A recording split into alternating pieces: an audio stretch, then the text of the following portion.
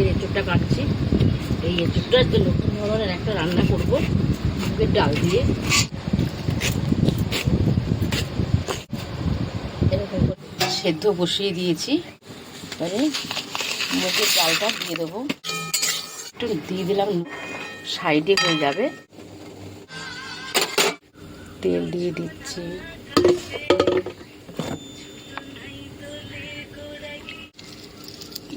দিয়ে দেবো শুকনো লঙ্কা,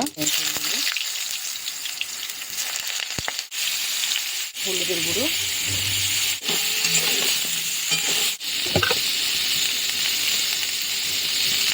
দিয়ে দিচ্ছি অল্প করে লঙ্কার গুঁড়ো।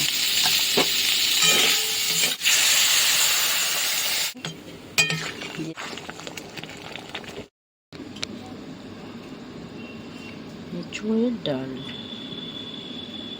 এঁচোড়ের ডাল, এঁচোড় কোপ্তা, ডাল কোপ্তা।